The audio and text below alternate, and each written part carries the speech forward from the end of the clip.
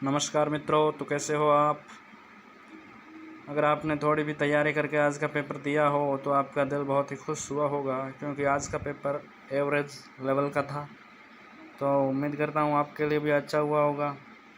मैं लेकर आ चुका हूँ आज के पेपर का हल विथ आंसर।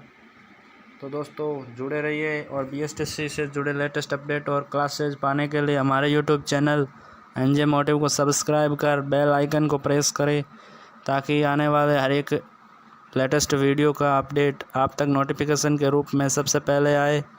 तो जुड़े रहिए हमारे चैनल के साथ। देखते हैं आज का प्रश्न पत्र किस प्रकार रहा। भारतीय भाषा संज्ञान और समाज।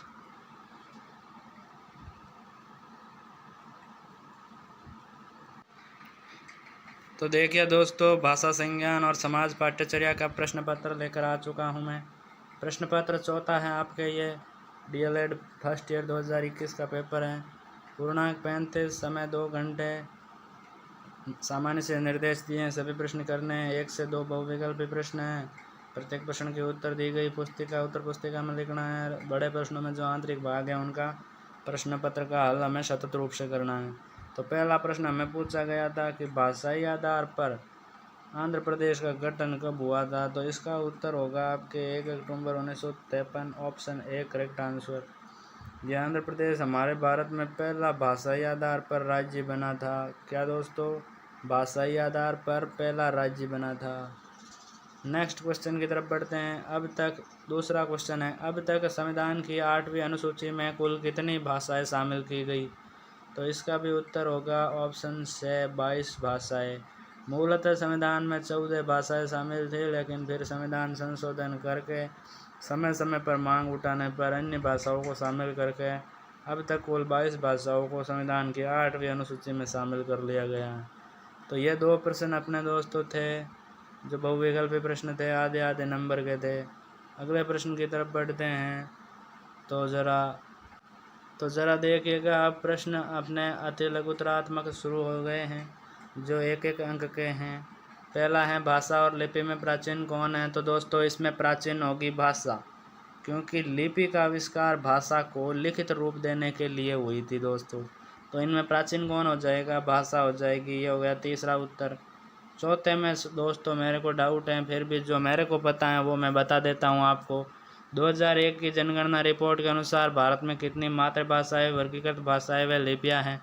तो इसमें मातृभाषाएं बताई गई हैं दोस्तों 234, वर्गीकृत भाषाएं बताई गई हैं इसमें 1632 और लिपियां बताई गई हैं दोस्तों 10। तो इसमें अगर आपको किसी को ये उत्तर गलत लगते हो तो मैं क्षमा प्रार्थी हूँ। इसका उत्तर मैं कंफर्म नहीं करता हूँ, जितना मेरे को मालूम था मैंने बताया है। अब कोई किसी ज्ञानी को या किसी विद्वान जन को ज़्यादा उत्तर अच्छा से मालूम हो, कंफर्म हो, तो वो कमेंट बॉक्स में बता सकता है। मेरे अनुसार इसका उत्तर यही होना है। अगले प्रश्न की तरफ बढ़ते हैं अपने कि लिपि का प्रमुख प्रायोजन क्या है। दोस्तों यहाँ प्रायोजन से अभिप्राय है लिपि का प्रमुख कार्य क्या है। तो इस समय लिपि का प्रमुख कार्य है भाषा को लिखित रूप देना। क्या है दोस्तों, भाषा को लिखित प्रमाणिक रूप देना।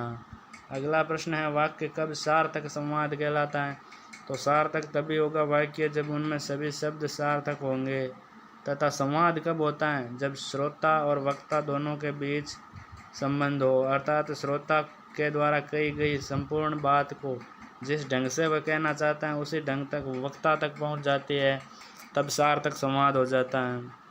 अगला प्रश्न है, वर्णमाला किसे कहते हैं। तो वर्णमाला की सिंपल सी परिभाषा है, भाषा को व्यक्त करने के लिए लिपि में पृथक पृथक ध्वनियों के पृथक पृथक चिन्ह होते हैं, उनका समूह है वर्णमाला कहलाता है दोस्तों।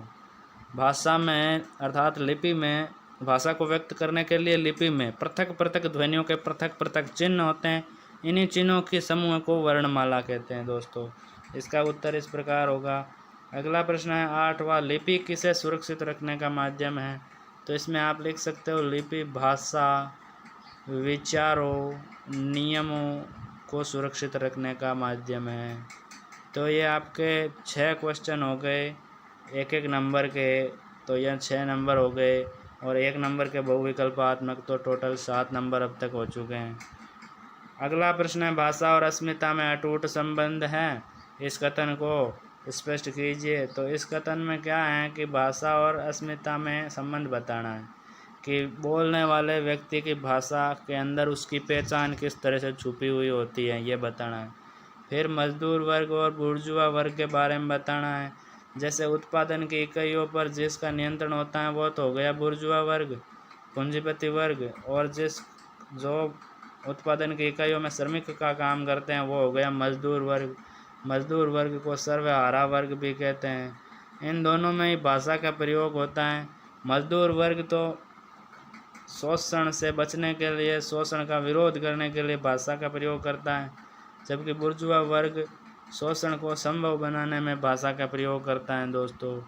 अब अगला प्रश्न है, कोई भी 5 लोकोक्तियों का उदाहरण देना, आपको उनके अर्थ और वाक्य में प्रयोग करके बताना है। इनमें आप अपने पढ़ी हुई पहली कक्षाओं में पढ़ी हुई, मतलब 10th 12th में आपने लोकोक्तियाँ तो पढ़ी होगी, उनका उदाहरण दे सकते हो और उनका अर्थ बताकर उनको वाक्य में प्रयोग कर सकते हो। जैसे कुछ लोकोक्तियाँ हैं, अंधों में काना राजा, ऊँट के मुंह में जीरा, मान न मान मैं तेरा मेहमान। इस प्रकार आप 5 लोकोक्तियों को लिख दीजिएगा। अगला प्रश्न है, देवनागरी लिपि की प्रमुख विशेषताएं बतानी है। तो इसमें हम लिख सकते हैं, देवनागरी लिपि में अक्षर की गोलाई सुडौलता सुंदर होती है। नेक्स्ट हम लिख सकते हैं, इनमें अक्षरों के ऊपर जो सिरा रेखा होती हैं, शिरोरेखा, वो अक्षरों की सुंदरता बढ़ाती है। विश्व की किसी भी भाषा को देवनागरी में लिखा जा सकता है। तो इस प्रकार देवनागरी की कुछ लिपि की विशेषताएं हैं। ये हो गए अपने 4 प्रश्न 3-3 के। कितने हो गए दोस्तों? 4 प्रश्न 3-3 अंकों के, जो कि हो गए 12 नंबर के अपने। इस प्रकार 12 और 7 हो गए 19, और अभी 2 निबंधात्मक होंगे जो 16 नंबर के होंगे।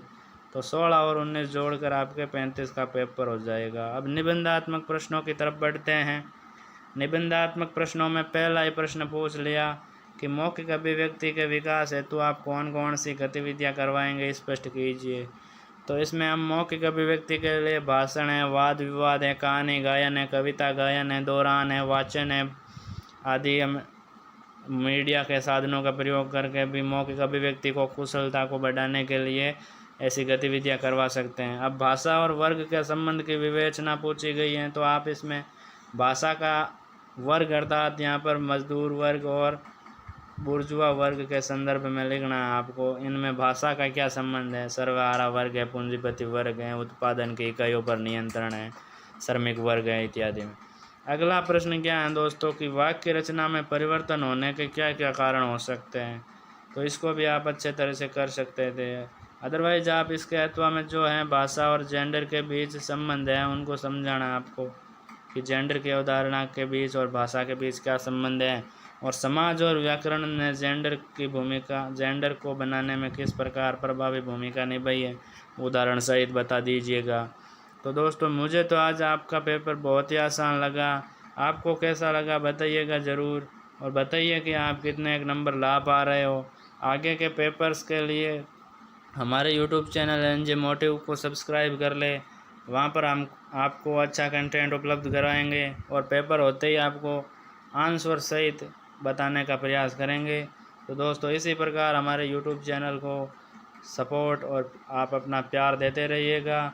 हम ईश्वर से दुआ करते हैं कि आप जल्द से जल्द अध्यापक बन जाओ, आप जल्द से जल्द अध्यापक बनो, आप सफल हो, आप अपनी ज़िंदगी में ऊंचाइयों को छुओ।